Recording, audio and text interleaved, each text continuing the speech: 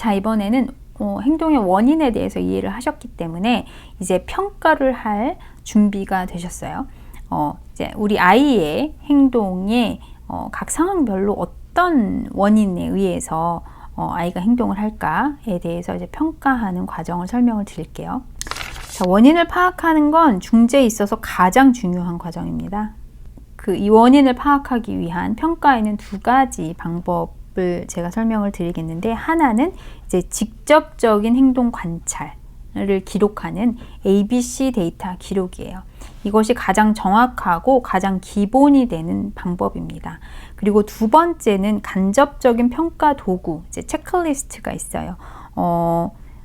많이 사용하시는 게 이 두 가지, 행동 기능 평가와 문제 행동 발생 동기 평가, 이 두 가지를 많이 사용하시는데, 저는 이 중에서 첫 번째인 QABF 라는 행동 기능 평가를 위주로 설명을 드릴게요. ABC 데이터는 뭐냐면 이 A, B, C 각각의 정보를 계속 기술을 하시는 거예요. A는 antecedent라 그래서 선행 사건이에요. 행동이 일어나기 이전에 어떤 이벤트, 어떤 활동, 어떤 환경이었는지 기술을 하는 거죠. 그 다음에 B는 behavior 그래서 그 행동 자체를 기술을 하시는데 강도나 시간이나 횟수 등의 그런 정보들을 같이 기록을 하시는 거예요. 그 다음에 C는 이제 consequence 결과라고 하는데, 어떤 결과냐면 후속 대처예요. 즉 그 행동이 일어나서 그거를 중재하기 위해서 어떤 전략을 사용하셨는지, 그래서 그 전략에 따라서 아이의 반응이 어땠는지에 대한 부분을 기록을 하시는 거예요. 자, ABC 데이터 기록 방법은 한 행동만 선택해서 기록을 하는 걸 기준으로 삼고요. 그리고 가능하면 즉시 기록하시는 게 가장 정확합니다. 그리고 말씀드렸듯이 뭐 강도, 시간, 횟수 이런 것들 같이 적어주시면 좋고, 만약에 행동이 너무 자주 일어난다 했을 때는 특정 시간 혹은 장소에서 샘플링으로 선택해서 기록을 하실 수가 있어요. 예를 들면 뭐 교실에서만 한다든지, 혹은 뭐 아침 9시부터 뭐 11시까지만 한다든지, 뭐 이런 식으로 어떤 특정 상황을 딱 이렇게 정해서 샘플링으로 기록을 하실 수가 있고요.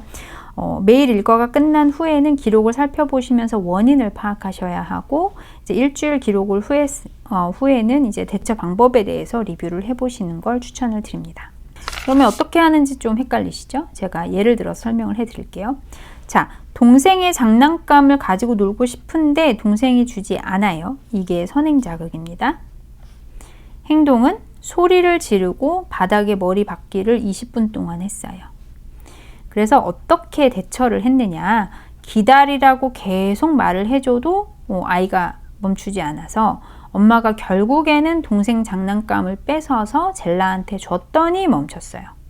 어떻게 아이가 반응, 그 전략과 사용하신 전략과 그 아이의 그런 반응에 대해서 적으시는 거죠. A, 하교 시에 엄마가 선생님하고 얘기를 하고 있었어요.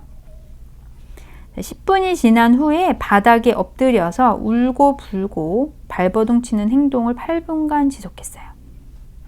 자, 엄마가 어떻게 반응하셨냐면 젤라한테 조용히 하세요 라고 혼을 냈는데 계속 울고 불고 발버둥 쳐서 결국에는 대화를 멈추고 집으로 왔어요.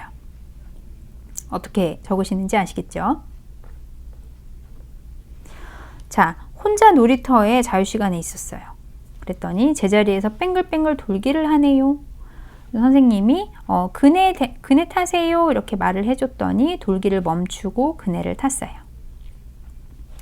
자, 수업 중에 젤라한테 과제를 하도록 요구를 했더니 바닥에 엎드려서 발버둥 치고 소리를 지르기 시작했어요. 자, 선생님이 어떻게 도와줬냐? 다시 의자에 앉히고 과제를 끝낼 수 있게 도와주셨어요. 자, 이렇게 ABC 데이터를 적으시는 거예요. 자, 원인을 파악하시라고 말씀드렸어요. 지금 이거 평가 왜 하는 거예요? 원인 파악하려고 하는 거죠. 그래서 다시 한번 원인, 세팅 이벤트, 감각, 회피, 관심, 요구, 그리고 이제 조절의 항목이 들어가 있습니다. 기억하시고 생각을 해볼게요. 자, 동생 장난감을 가지고 놀고 싶은데 에서부터 벌써 이게 요구구나 생각하실 수 있죠. 자, 엄마가 선생님하고 얘기하고 있었어요. 엄마가 나를 봤으면 좋겠는데 선생님하고 있었네요. 관심, 어텐션이죠. 자유시간에 혼자 놀이터에서 있었어요. 별로 할 일이 없었죠. 그쵸? 이랬을 땐 감각 놀이의 원인이겠죠. 그 다음에 선생님이 과제를 하라고 줬네요. 그래서 문제행동이 일어났어요. escaping, 회피의 반응이죠. 자, 지금 보시면 알겠지만 ABC 데이터 중에서 A 정보를 가만히 들여다보시면 원인을 파악하실 수 있습니다.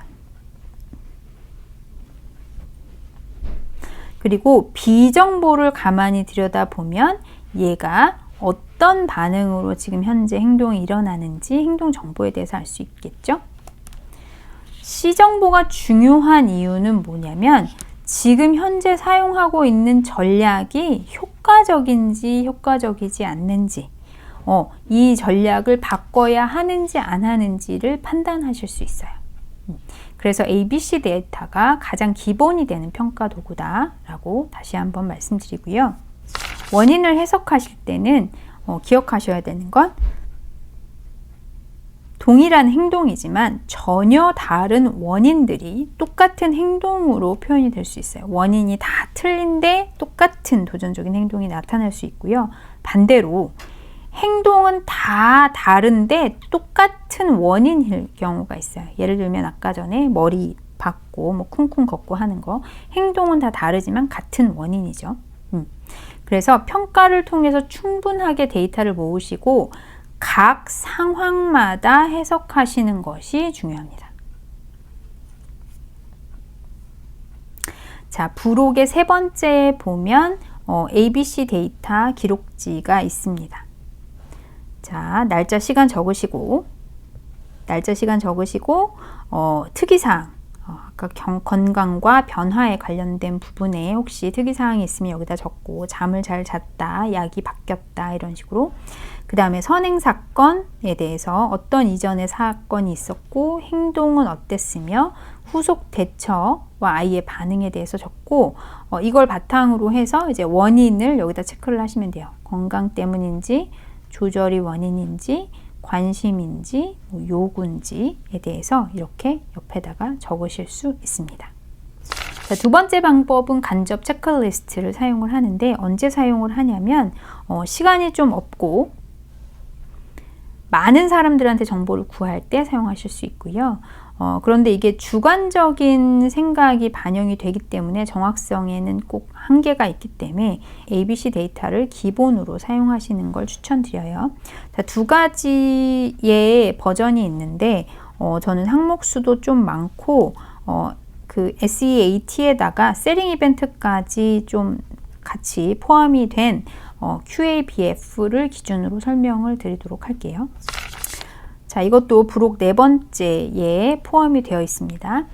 자, 이 행동 기능 설문지는 어떻게 작성을 하시냐면, 우선 지금 저희가 우선순위를 통해서 도전적인 행동 하나를 결정을 했잖아요. 그래서 그 행동에 대해서 여기다가 구체적으로 관찰 가능하게 적으십니다. 그리고 각 항목에 대해서 아이가 그 행동이 나타나는 빈도에 따라서 전혀, 가끔, 종종, 자주 이렇게 빈도에 따라서 체크를 하게 됩니다.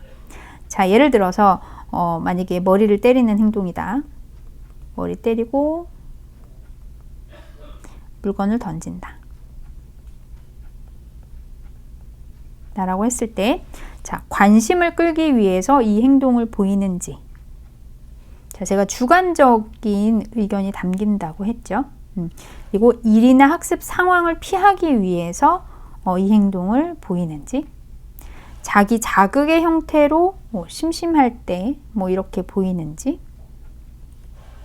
통증으로 인해서 얘가 너무 불편할 때 이런 상황이 보이는지, 그 다음에 장난감, 음식, 음료수 등 원하는 것을 얻기 위할 때 보이는지.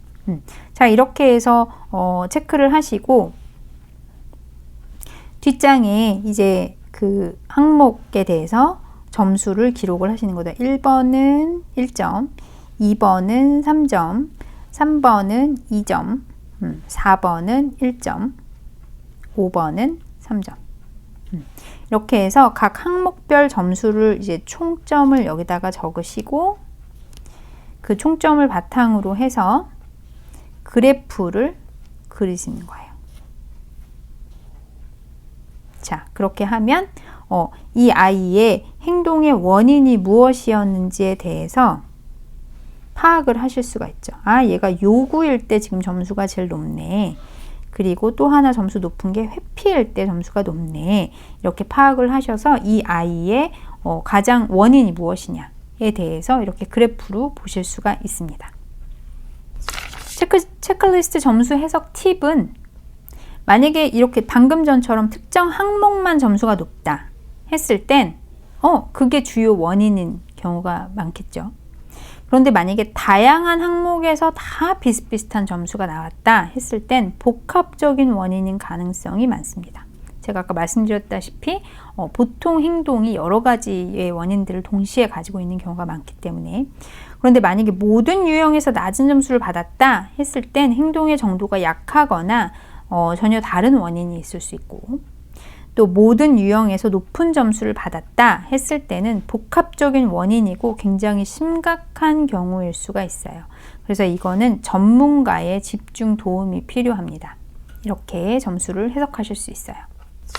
자, 그래서 중간 정리를 한번 해드리면 도전적인 행동 중재 팁은 제대로 잘 정의하시는 게 중요하고 우선순위를 파악해서 한 행동만 집중하시는 게 중요하고 지금 이런 직접이나 간접 평가를 통해서 원인을 파악을 하시고 강화 기전이나 혹은 이제 중재 이전에 베이스라인을 확인하시는 것이 중요합니다.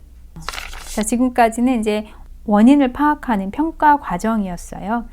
그러면 다음에는 원인별로 어떤 중재 전략을 사용하실 수 있는지에 대해서 공부를 해보도록 하겠습니다. 네, 수고하셨습니다.